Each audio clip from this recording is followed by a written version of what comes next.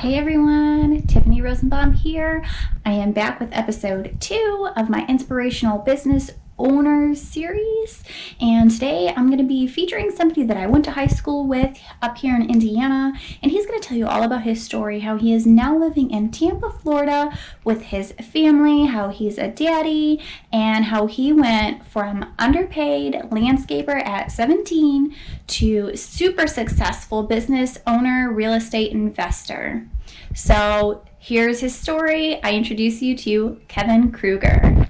All right, so let's just get started with the basics. So your name and your age and just a little bit about yourself. I'm Kevin Krueger.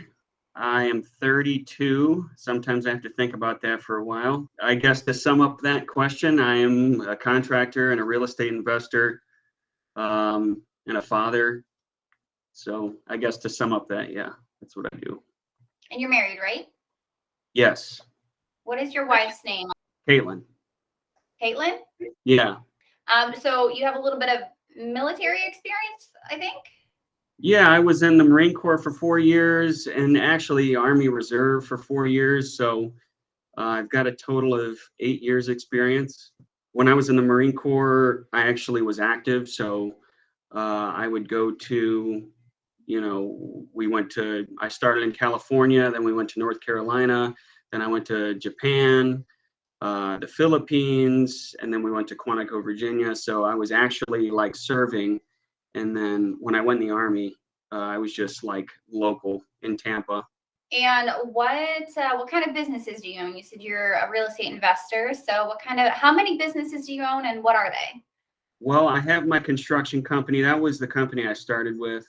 That's probably the biggest company. The other companies I actually start several. I have, I think, 4 entities for my different real estate properties.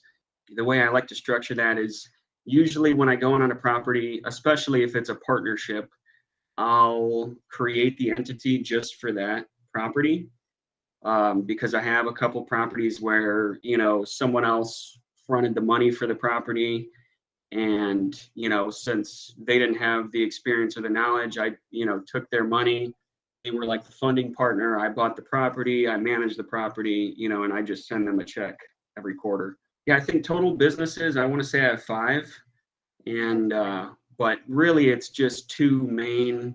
Well, it's kind of broken down into 3. It's construction, property management, and then I have like a series of entities that hold the properties. So it's kind of complex, but not really, not at this point. It's going to be, and in 10 years, I can't even imagine how complex it'll be. My construction business does maybe 4 million a year in revenue. It'll probably do 5 this year. And then we do the property management company is actually sort of changing. So right now, the properties that I have 5 that are active, that are like actively producing income. And then the other 3 like are in different phases of construction, or we just bought them, because we actually just closed on a property today, the 8th one. Yeah, and then we, prep those by furnishing them and stuff and getting them ready to Airbnb. So right now we have the property management company managing, 5 rentals, and then, the construction company is kind of working on those 3. So all the businesses are kind of symbiotic in nature. It's all around like real estate and real estate maintenance and management. So how long have you had your construction company? How long ago did you first start your first business? Well, I was actually 17 when I started cutting lawns. During the summer, I would cut grass, install tile. I sort of like had a instinctive nature to want to work for myself. I've worked for plenty of people throughout the years, but yeah, I was 17, would cut. I had just a few lawns that I would cut. I had some customers that were very repeat customers because I was incredibly cheap as a young 17-year-old. So yeah, I would do tile for them or whatever. They would have a problem. I would try to fix it the best I could. definitely not a profitable business, by any means. It was, just scraping by. And, I didn't have any expenses. I lived at home still, obviously. I was in school. Yeah. And then joined the Marine Corps when I got out of high school. And then when I got out of the Marine Corps, I actually did like a year of school, half work. Like, I kind of split school and work. And I realized that school wasn't for me. College, I don't know if did you go to college? I did, but I don't really feel like it was 100% beneficial. I went for business, but I really didn't Did you? need to. Yeah.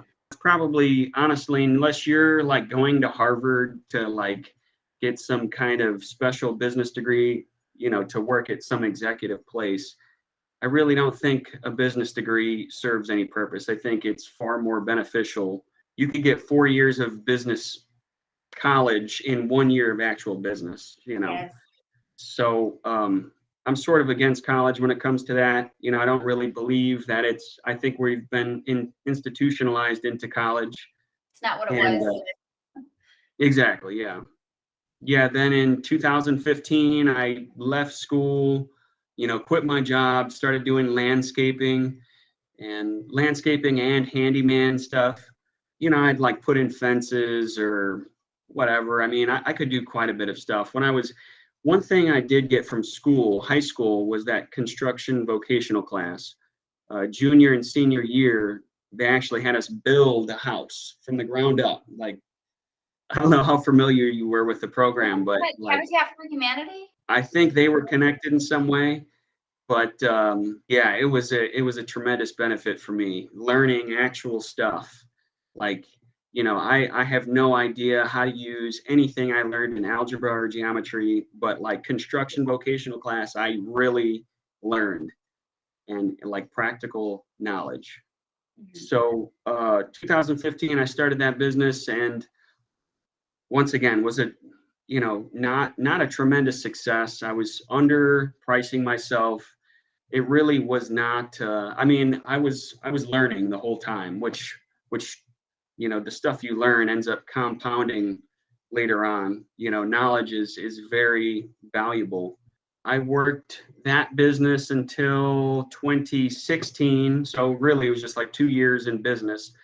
And then right at the beginning of 2017, I can't remember how I saw it, but I saw how much contractors made. Like I saw, like, to be honest, I don't remember how I saw, but like I came to the realization how much contractors made. And I had worked for a couple in my time, and they lived in really nice houses and stuff. So I always knew they made money, but like, I actually got a glimpse of how much, like making, uh, 1,000, 2,000, maybe even $8,000 from one job in one day. So, I was drawn to that. Of course, totally naive to how difficult it is to be a contractor.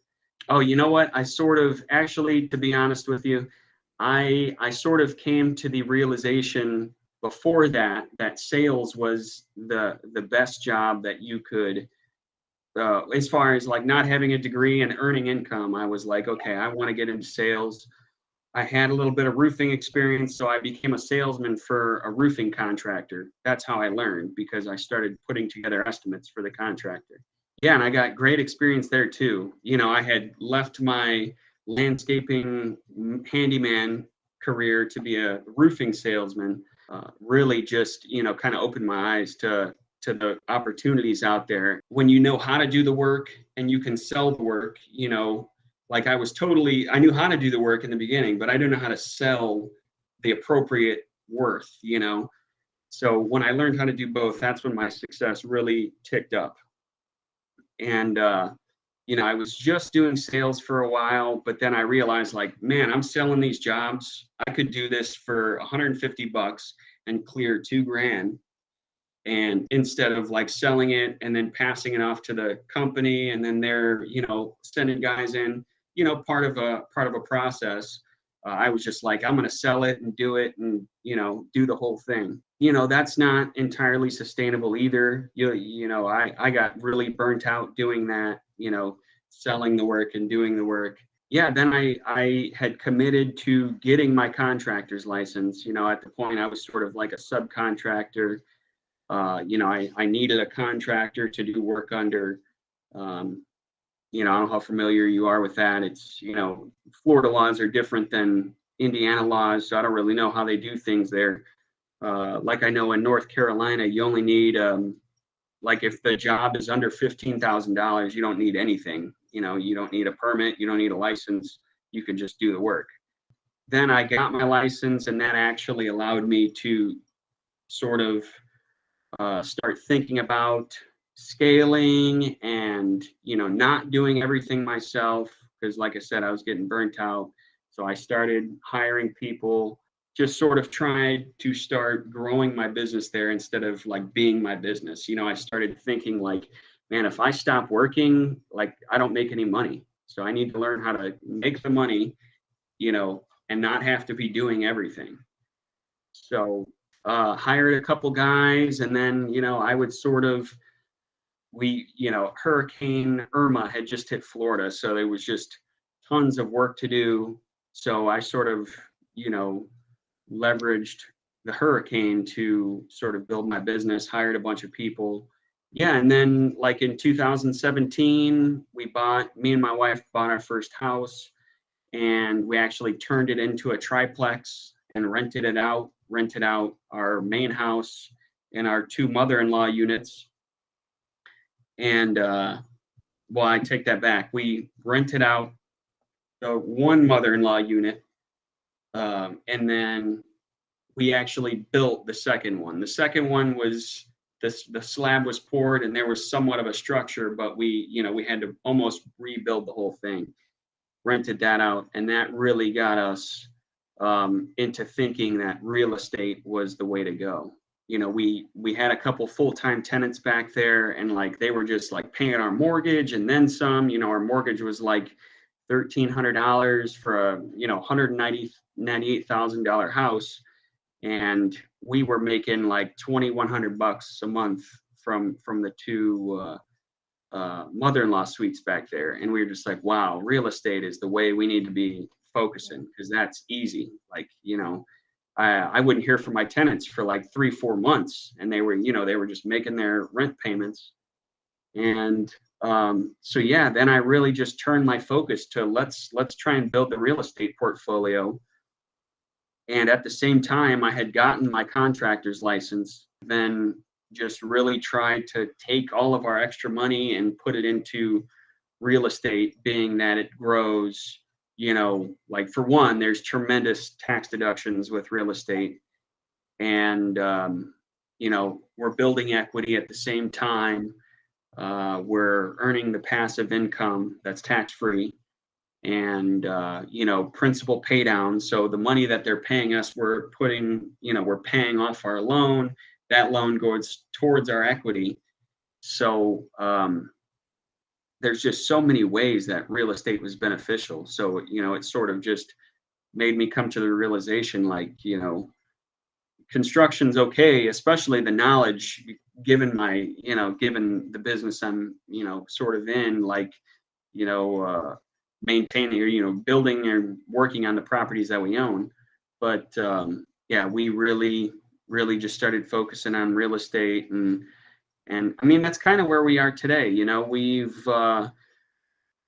We've just, like, ever since we focused on real estate, we've just went exponential. Like in the past 2 years, we've just exploded. It's Well, that's how just turning our.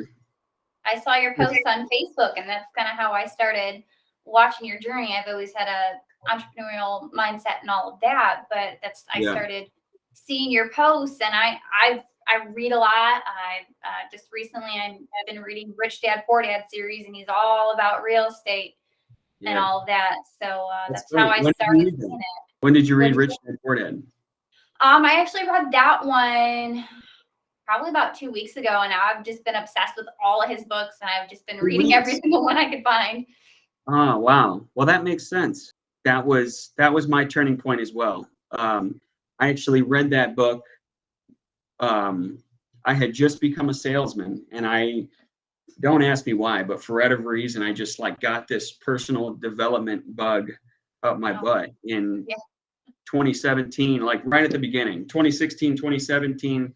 And some multi-level marketing guy approached me at a gas station, and I was like wearing my sales outfit and everything. And he must have just known I was a salesman. And he walked up to me and he's like, "Hey, this book changed my life." And he literally handed me the book and just gave me this whole spiel. He's like, "Once you finish reading this book, I want you to call me." And amazing tactic. I had never seen this guy, known him, and like I read it and just was sold instantly. I was like, "Oh my gosh." It's a good So one. How many employees do you have? I have 8 like full-time W-2 employees, and then I use a crew of subcontractors that is like they have like 24 employees themselves. We utilize this crew of subcontractors whenever we're not doing in-house work. So like the in-house guys will do big commercial jobs and small repairs. So like whenever we're not doing that, when we sell just a basic residential shingle roof, we'll hire this crew of subcontractors that we've worked with for like 5 years now.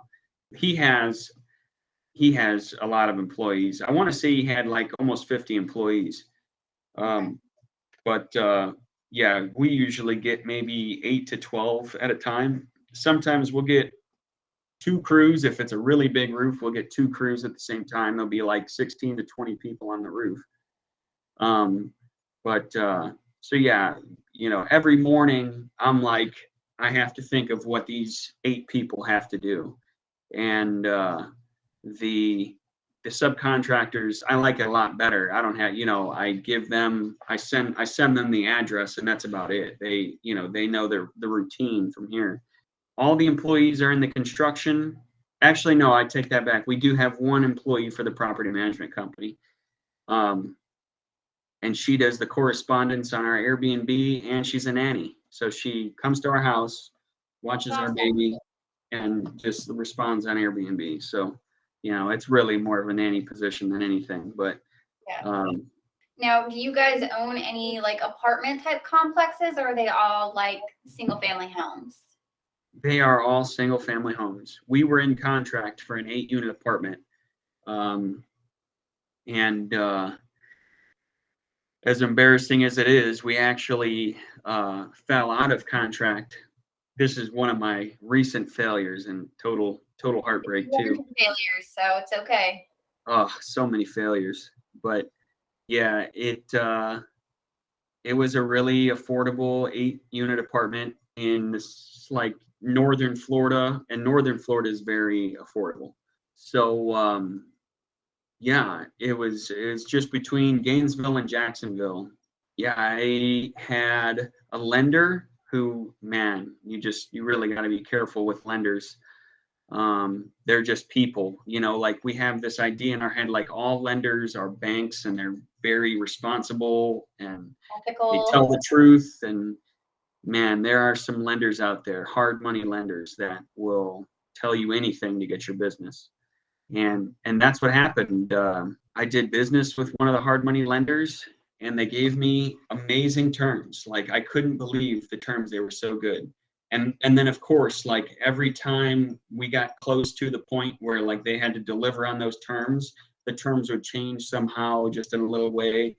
And it's all in the fine print. I used the hard money lender we bought of the fix and flip that you probably have seen on in Clearwater on Facebook.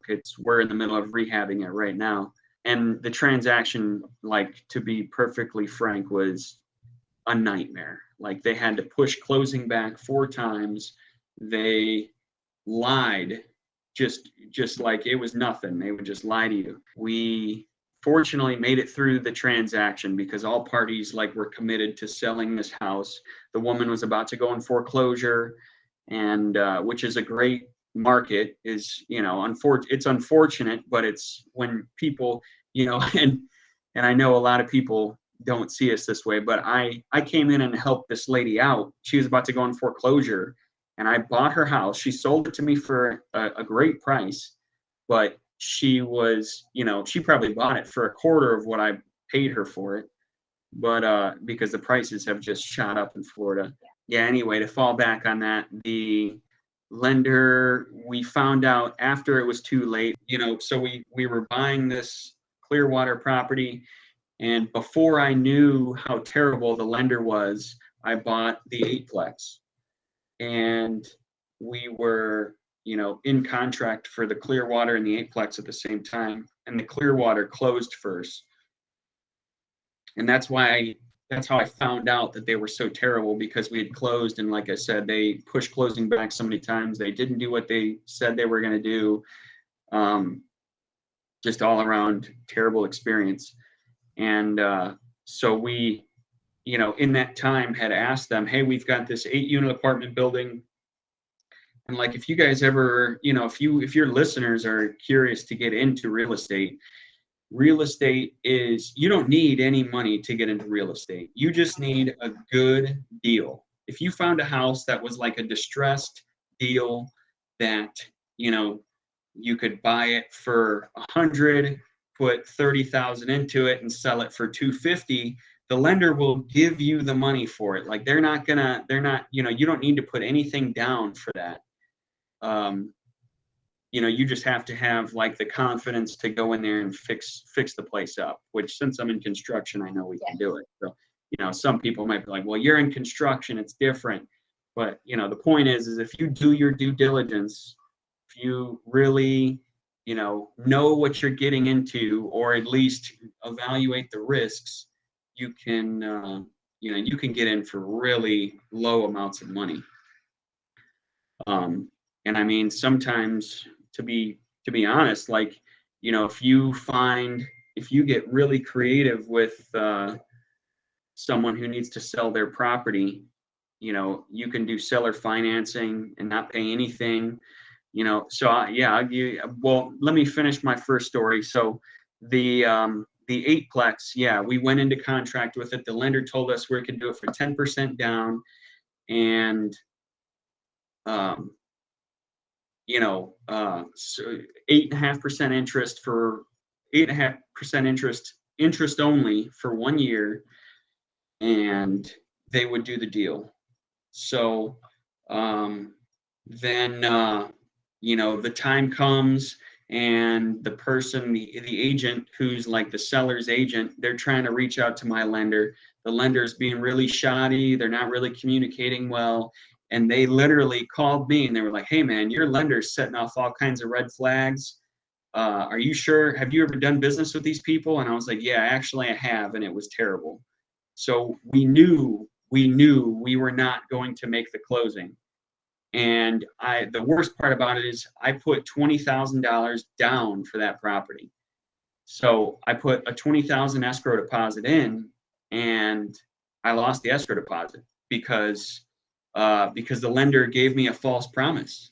Yeah, I mean, you just got to be careful with who you take money from. It's better, obviously, to go in with money, not have to rely on anybody, but, do a conventional loan, you bring 20% down, that's the best way to do it, honestly. But the problem is, if you don't have 20% down, you got to improvise, So, but then to sort of continue what I was saying earlier, there's a seller he's the guy we just bought the house from today. And his parents were in the real estate game a long time ago. They have a duplex that's right on Crystal River, but it's a very attractive, like, manatee location where tourists come. Tons of manatees flock there every year. Thousands of manatees. Like, if you go in December, you'll see thousands of manatees all over Crystal River. And because it's just like some hot springs that pump out really warm water, and the manatees love it, and they actually require the water being at a certain temperature in those months, so that's why they come to those hot springs. But he tells me, if you can take this property and turn it into an Airbnb and you run the property, they'll give me the property, 50% of the property, and then let me, do like seller financing to buy the rest of the property from them. So I come in, I turn the property into an Airbnb, furnish it, make it look pretty, post it on Airbnb and VRBO and hotels.com and booking.com and all those other booking platforms.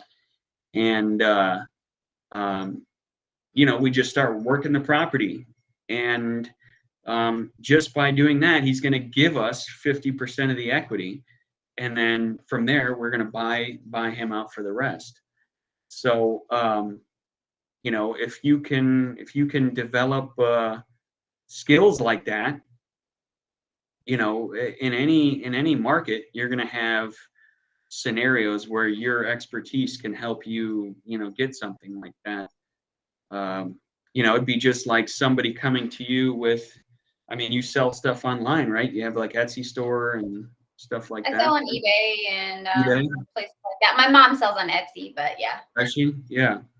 It'd be just like someone coming to you with a bunch of stuff that they need to sell. They're like, if you can sell this, I'll give you half of it. I'll give you half the profit. So just being sort of industrious like that is, to me, the most like important skill. Thinking, and honestly, unfortunately, I think a lot of people are either born with it or they're not. I think you're either industrious or you're not. So, but some of the people that are industrious just need to learn that they are. They need to understand, like, oh, this is something I can make work. Did you take any formal types of real estate investing courses, or is it just mostly trial and error what you have done in the past? Yeah, trial and error. 99%. I actually took my real estate license course, and I never actually got my license. I went through the course and everything. All I had to do was take this easy test, and I know I would have passed it. But I didn't learn anything in that class. It was really, to me, just a rubber stamp to get a real estate license. And the reason I wanted to get it was because I wanted to be a broker that could sell businesses. I wasn't really, at the time I got it, I was like, I want to be a business broker. I want to sell businesses. And just because I had run my construction business and, it's semi-successful. It's such a, oh man, to me, it's one of the hardest businesses, maybe next to a restaurant. I think running a restaurant might be a little bit harder than a construction business, but yeah, man, construction it's no joke. So that's why I use the word semi-successful, because we have tons of room for improvement. It's tough. So just the complaints and the people that you have to deal with on occasion. And then, having employees is no picnic either. Like I recommend to everyone, find a way to become financially free without having employees. That is the way you should go. Because it is I don't know if you watched my video with my mom. She owned a dog grooming place and she had employees, and she always says having employees was probably one of the worst things. She told me, don't have employees. It makes it a lot harder. I would agree with that. Yeah. But like, the most successful people in the world have hundreds of employees. So like, it's really just a matter of, not having employees. You can be individually comfortable, maybe, if you can figure it out. But like, if you can figure out how to have employees and delegate all those problems, then you become instantly, just a powerful member of society. People that can run that many people. They're very influential people in society. So it's not all bad having employees. It's like, when I want something done, I know I have a labor force, and my wife is always asking for stuff to be done. So, it comes in handy. But it's still, it's not fun. It's not, I certainly don't enjoy managing all these people. I would much rather them just know what to do and, not need me. But yeah. Could you So, see yourself eventually getting out of the construction and just focusing on real estate, or is it something you think you have a long-term plan of doing both? um, I sort of go back and forth on this with myself. I think most of the time I tell myself you should just be in real estate, but real estate comes with problems as well. It pays better, in my opinion, but um, to tell you the truth, the way that I'm sort of shifting my focus to now, is being a fund manager. So, I'll take investments from people and allocate those assets into businesses and real estate, um, and pay those investors a return. So, that's sort of where I see myself going in the future, not so much in one or the other. I can tell you for sure I won't be managing. I'm always trying to like step back from the construction side, and my wife actually runs the property management company, so I don't. She deals with a lot of the problems in the property management company. Yeah, I could see myself stepping back from those problems and just sort of trying to push myself up to where all I worry about is like, allocating the money, Yeah. um, putting the money into the best asset, the thing that's going to give the investors the best return. To be honest, I don't want to be in either real estate or construction in 10 years. I would like to control maybe, $50 million, maybe more by then. 10 years, 50 million might not be that much. But that's what I would like to do. I'm just sort of beginning that path right now with the couple partnerships that I've been in. Once I'm, I guess, financially free, it'll make it a little easier to step into that role. But for right now, I'm still definitely like uh, needed in my businesses, in the real estate business and the construction business. So as soon as I can sort of bring myself out of that, then I'll be ready to step into my next role. So going back to the property management, I know you said that your wife manages that, and that is something me and myself, even after reading some of Robert's books, is a little unclear of what exactly a property manager does, and I don't know if my viewers will really know that.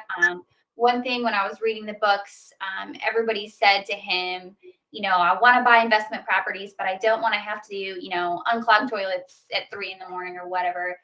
Is that something property managers do? Is that something that you guys get calls for? Is somebody else do that? Can you tell me more about that? We have gotten calls for clogged toilets, and at this point, we still handle those to a degree. I mean, it's like I have one of my employees. Fortunately, nothing like this has happened in the middle of the night to where we had to I had to go myself to do something. But usually it'll be, the hot water heater stopped working, or in which case we just replace it and we never have that problem again. You know, um, but yeah, we do deal with that kind of stuff. I'd be lying if I say we didn't. That's sort of the price of success in my eyes. If you can deal with those problems temporarily, until you can either get your property squared away or you can hire your own property manager. Property manager's sole purpose is to deal with those problems. So, yeah, in property management, you're going to deal with every problem a tenant has. Now, owning real estate and doing property management, two different businesses. So, if you set out from the beginning, I'm going to buy this property and I'm going to give it to this property manager and they're going to do their thing, you're never going to deal with those problems. But you're not going to make as much money. But it's kind of something you got to weigh based on your individual like temperament and personality. And yeah, man, we deal with some tough issues. And honestly, if I wasn't in construction, um, some of the issues would be really expensive. Uh, just having that business saves us a good degree of money. Yeah, I guess we do deal with it. So it doesn't deter me, like sort of like I mentioned earlier. That's the price of success in my eyes. That's the kind of stuff you have to deal with to get where you want to go. If you want to, sacrifice a little bit of time now, clean toilets or, unclog toilets or do whatever you got to do now so that in 10 years you can do whatever you want, it's worth the price you pay, you know. And that's really what my my like core fundamental value is freedom. When I set out in the beginning, it was like to become free. I want to not have to rely on anything. I want to be able to afford anything. I want to be able to solve, like if my kids have some unsolvable illness, I want to be able to pay for it. Like I just want to be totally free from any restrictions in in this life. So that's sort of what I set out in the beginning, like, to become free, financially free, kind of equals every other kind of free in a way. So it's really just a sacrifice. You sacrifice now for a good tomorrow. Now, are all your rentals, are they all short-term rentals, or do you do long-term rentals too? Right now, they're all Airbnbs. We've done the short-term rentals, and I'm sorry, we've done the long-term rentals, and we really haven't come to a conclusion as to what's better. I know for right now, the short-term rentals are better for us because we have a property management company, but we sort of have a property management company because of our short-term rentals. If we were to just long-term rent all of our stuff, we probably wouldn't even need a property management company because there really is nothing, like I said, we heard from one of our tenants, like he was our first tenant, and we heard from him like so little. We were like, man, this is really so much better than Airbnb because even though we're only making half to even a third of the money, we never hear from this guy. He's just paying his rent every month. That's it. Since we have a couple properties where we couldn't really we actually bought them to be vacation rentals because they're like on the water, and we knew from the get-go that that's what we were going to do, and we unfortunately can't just switch it over to a long-term rental because it'll totally kill the investment. Yeah. It'll make it so like the rent pays the mortgage and nothing else. So short-term rentals are more profitable, I guess is what you're saying, versus Yeah, long-term? short-term rentals are definitely more profitable, but they just take more of your time. Yeah. So like if you want to have a balance, I would say buy a long-term rental from the start, like especially for newbies. That was going Buy into my go ahead what you're saying. Was it? Yeah. My last question was just going to be if you had any advice for people looking to start out, what would it be? Yeah. Yeah, I would go in as a long-term rental to start. Just because of the nature of our businesses already, vacation rentals are not difficult for us. And frankly, we sort of are inviting any opportunity for additional revenue. Like I said, they pay 2-3 times more for a short-term rental, but it's maybe 10 times more work.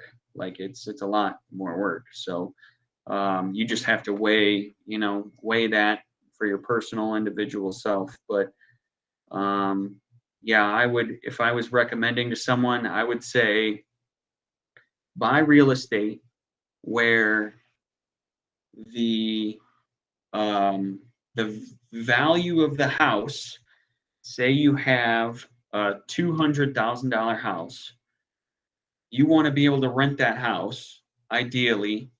If you want to know if you've got a good deal, like you got a $250,000 house, that house should rent for $2,500 a month.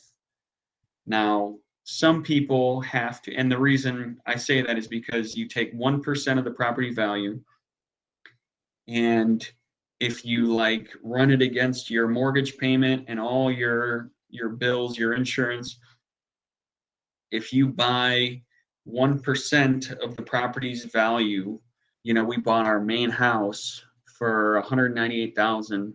We would want to be able to rent the house we live in for at least, $1,980. We'd want to rent it for $2,000, basically. Yeah. So if you wanna find a good investment, that's the kind of metric you need to look for. You need to find, they call it the 1% rule. You want to find 1% of the property's value per month in rent, and that's almost a guarantee that you're going to have a successful property, because there's going to be enough cash flow to pay for any problems that come up, and you'll have a nice steady return, and you won't have to deal with a bunch of problems. We deal with a bunch of problems because it's Airbnb and people are, expecting perfection, and they should. I'm not saying they shouldn't. So, if there's something that they don't like, they're going to tell us. Whereas with a rental property, they're going to tour the rental property once, and they're going to sign like a 1 or 2 year lease, and you might hear from them like 4 times in those 1 to 2 years. If they're not making their rent payments, you're evicting them.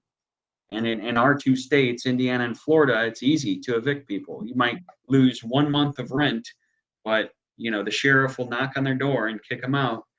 And that's what I would go for if you're not looking to like really, have another job managing property. In my opinion, you can get to about maybe 30 to 40 properties before it becomes another full-time job. So with that metric, you could sort of look at it like one property is 1 hour a month of work. Okay. So I'm sorry, 1 hour a week of work. I didn't mean 1 hour a month, 1 hour a week.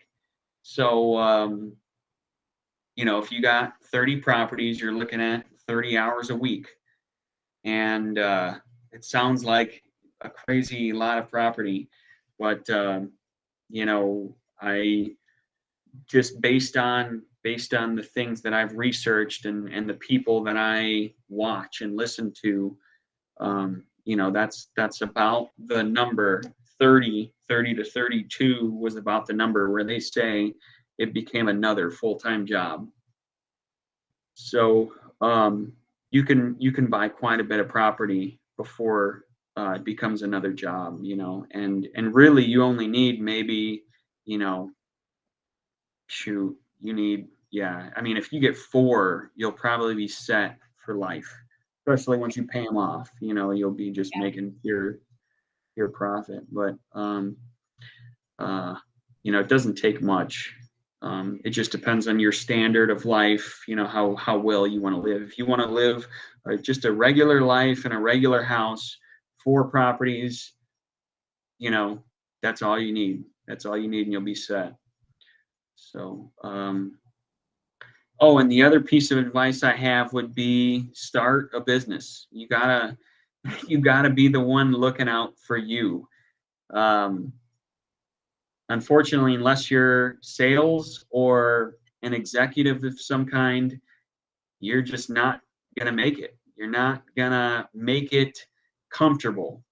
Yeah, if you don't start your own business of some kind, some side hustle, some I would always try to make my side hustle my main hustle, but if you're not doing something, you're going to get left behind. You're going to, it's just the government's, you can't rely on the government for retirement, and, the reckless government spending. the consumer price index said we had a 6.8% inflation last year. So if you made a 6% return on your investment last year, you lost money. You Yeah. lost almost 1% because inflation is just taking a toll on the dollar. Now it's going to go up even higher. Yeah, it's certainly not going to go down anytime soon. It's only going to continue to lose value, you know. But the thing is, all the properties I own, they stay consistent with inflation. They're hedges against inflation. So, instead of, if you would just own one house, even just one house, uh, you know, our main house that we live in, like I said, we bought it bought it in 2017 for 198,000, and that our house is worth $430,000 now. Yeah. In 5 years. I mean, Tampa, Florida is a hot market, but at the same time, that's not all like popularity and a hot market. That's inflation just out of control, you know? So like you can't even look at that like, oh, you made almost, more than $200,000 in equity, because a lot of that was just taken away from inflation. Yeah. The cost of living is crazy high. Everything's went up in the past 2 years. Everything's went up so much. It's just crazy. So if you're not looking out for yourself, trying to, develop your skills to be better in the marketplace, unfortunately, there's just no solution for you besides support from another individual who's doing so, or the government, and that's not reliable. So, yeah, my suggestion would be start a small business and get into self-improvement, seeing how you can get better, and yeah, buy a house. Everyone says the housing market's at a peak, it's going to go down. You're going to look like a fool in 5 years when the prices have doubled again, and you didn't buy because you were waiting for the prices to go down. Yeah. So get into it now, start your business now. Buy real estate as soon as you can, get in the game, and don't wait for the opportunity, don't wait for circumstances to get better. Just jump in. That's how I do everything. Unfortunately, it hurts sometimes because I make so many mistakes. It's like I am programmed to learn the hard way. Fortunately for me, I'm programmed to just jump in. I don't wait for anything. I'm super decisive.